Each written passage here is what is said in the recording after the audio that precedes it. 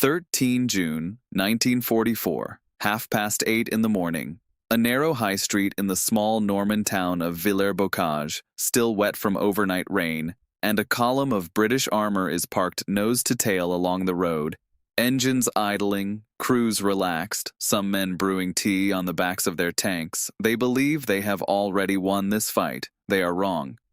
A single German tank, a Tiger, sits concealed in an orchard less than 200 meters away. Inside it, a 30-year-old former farmhand from Bavaria watches the column through his sight. He has 4 tanks under his command, but 3 of them cannot reach the road in time, blocked by hedgerows and stone walls typical of this Normandy-Bocage countryside. He will go in alone. What happens in the next quarter of an hour will become one of the most extraordinary single-tank actions of the Second World War, and it will delay the Allied advance in this sector by roughly a month.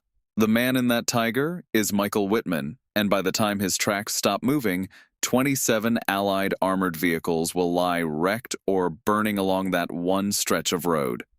This is not a story about a general, a strategist, or a planner sitting safely behind the lines. It is the story of one crew, one tank, and one decision made in the space of a few seconds that morning.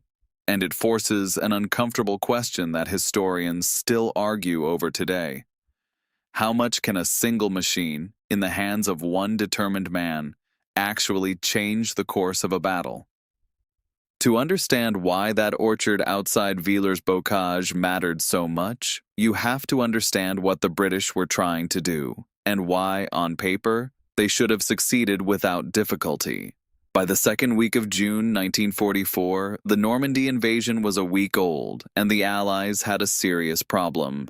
Caen, the city that Field Marshal Montgomery had promised to capture on the first day of the landings, was still firmly in German hands, ringed by determined defenders and thickening reserves of panzers. A direct assault was proving costly and slow, so the British command devised an alternative: swing wide around the German flank, punch through a gap in the defenses near Villers-Bocage, and get armor behind Caen before the Germans could react. It was a sound plan built on speed and surprise. The task fell to the 7th Armored Division, veterans of the North African Desert Campaign, nicknamed the Desert Rats, riding into battle in Cromwell tanks. On the morning of June 13th, the lead elements of the 4th County of London Yeomanry, supported by infantry of the 1st Rifle Brigade, rolled into Villers-Bocage almost unopposed. The town was theirs. The road beyond lay open. For a brief, glorious hour, it looked as though the plan had worked and that the encirclement of Caen was within reach. But an armored column strung out along a single road, with tanks halted and crews relaxed, is desperately vulnerable, and nobody in that column yet knew what was waiting less than 200 meters away in the orchards above the town. The Cromwell tank, fast and reliable, weighed around 28 tons and carried a 75mm gun perfectly adequate against earlier German armor. It had never been designed to fight what was about to emerge from the trees. Every gap in the British reconnaissance, every assumption that the flank was clear, was about to be exposed in the most violent way imaginable. The Germans, for their part, had spent years wrestling with a problem of their own. Since 1941, when German tank crews first ran into the Soviet T-34 on the Eastern Front, it had become brutally clear that existing German tanks were outgunned and under-armored. The Wehrmacht needed something that could simply absorb punishment that would destroy anything else on the battlefield, while dishing out more than it received. The answer, developed by Henschel und Sohn at their works in Kassel, was the Panzerkampfwagen 6, universally known as the Tiger. It was an enormous vehicle for its era, weighing in at 57 tons, roughly the weight of 40 family cars stacked together. Its armor, up to 100 millimeters thick on the front hull, was close to double that of most Allied tanks, and its main weapon, an 88mm gun adapted from the feared German anti-aircraft gun of the same caliber, could punch through the armor of a Sherman or a Cromwell at ranges of over 1,000 meters, well before those tanks could hope to reply effectively. Crews likened the sound of the 88 firing to a door being slammed on a scale that shook the ground.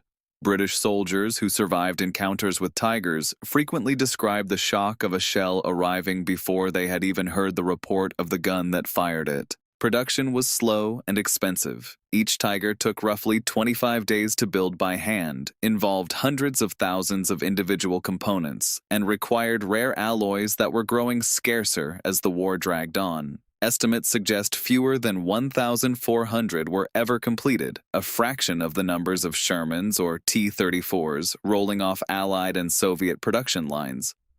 What the Tiger lacked in numbers, it made up for in the sheer psychological weight it carried onto a battlefield. A rumor that tigers were present in a sector was often enough to slow an Allied advance before a single shot had been fired. Michael Wittmann had already made a name for himself with this machine.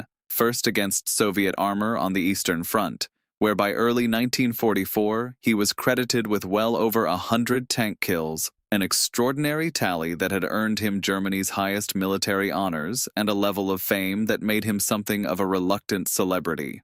Records from this period of the war are unusually well documented compared with many wartime actions, thanks to surviving unit war diaries and post-war interviews with British survivors, though exact figures for kills on any given day remain, as with much of this fighting, difficult to pin down with total precision.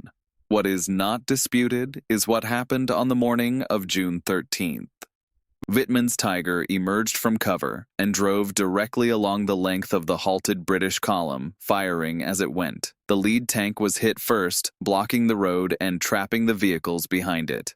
Wittmann then worked methodically back down the line, destroying half-tracks, scout cars, and Cromwell tanks in turn, many of their crews unable even to traverse their guns before their vehicles were struck. Survivors later described chaos and disbelief, men abandoning brewing tea to scramble for cover as their column was torn apart from one end to the other in a matter of minutes. If you're finding this interesting, a quick subscribe helps more than you know, and it costs nothing. By the time Wittmann's Tiger finally took a disabling hit near the town center, most likely from a British 6-pounder anti-tank gun, and he and his crew abandoned the vehicle and escaped on foot back to German lines, the road through Villers-Bocage was choked with wreckage. British accounts placed the total losses at somewhere between 20 and 30 armored vehicles and transport, a figure that later German propaganda inflated further still, crediting Wittmann alone with the destruction of the entire column. Comparisons with Allied equivalents only sharpen how one-sided this encounter was. The American Sherman, workhorse of the Allied armored divisions, carried armor barely a third as thick as the Tiger's and a gun that struggled to penetrate it head-on at any useful range, a shortcoming crews grimly nicknamed the Sherman A. Ronson after the cigarette lighter that famously lit first time, every time. The British Cromwell, faster and more maneuverable, fared little better in a straight fight. Its 75mm gun simply could not match the Tiger's frontal armor. Only specialized variants, the Sherman Firefly with its more powerful 17-pounder gun, or dedicated anti-tank guns used in ambush, stood a realistic chance against a Tiger at typical combat ranges, and even then usually only by striking from the flank or rear. The Germans themselves never solved the Tiger's fundamental weaknesses, its mechanical unreliability, its enormous fuel consumption, and a production process too slow to replace losses at the rate the war demanded. Britain and America instead chose a different path entirely, prioritizing numbers and reliability over individual superiority, a strategy that ultimately proved decisive. However painful, individual encounters like Villers-Bocage were for the men on the ground that morning. The material impact of that single action in the broader sweep of the Normandy campaign was modest. The wider assault on Villers-Bocage stalled regardless, for reasons involving supply lines, German reinforcements, and cautious British command decisions that had little to do with one tank crew. But the psychological impact was immense and lasting.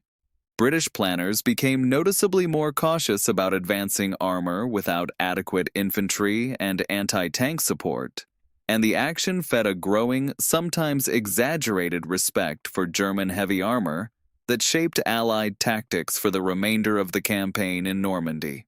Whitman himself did not survive the war much longer.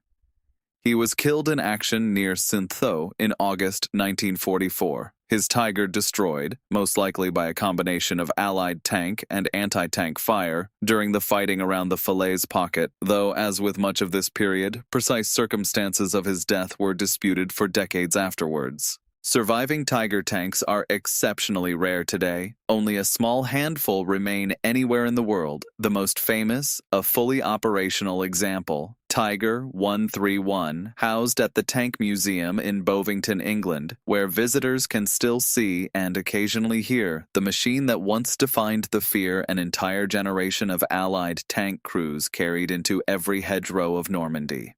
Return for a moment to that orchard above Villers-Bocage, to the quiet before 8:30 on the morning of June 13th.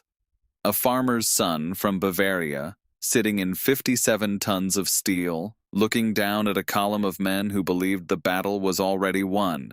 He had no way of knowing that within 15 minutes his name would be attached to one of the most talked-about tank actions of the entire war, nor that history would still be debating the precise number of vehicles he destroyed 8 decades later. What is certain is this: one tank, one crew, and one man's decision to drive straight into an entire column rather than wait for support changed the shape of a battle that morning. It did not win the war for Germany.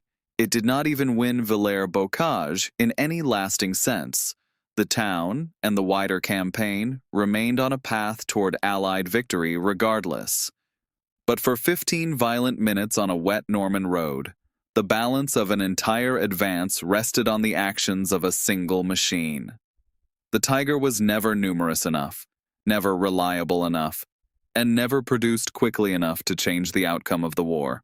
27 vehicles destroyed by one tank could not undo the thousands of Allied tanks still crossing the Channel, still rolling off production lines in Detroit and Coventry. But it did something else, something harder to measure and impossible to ignore. It planted a fear in the minds of Allied tank crews that outlasted the war itself, a fear that a single silhouette in a hedgerow might, in the space of a few seconds, end everything. A farmer's son. A single tank. 15 minutes. That is sometimes all it takes to write your name into history, whether the wider war remembers to reward you for it or not.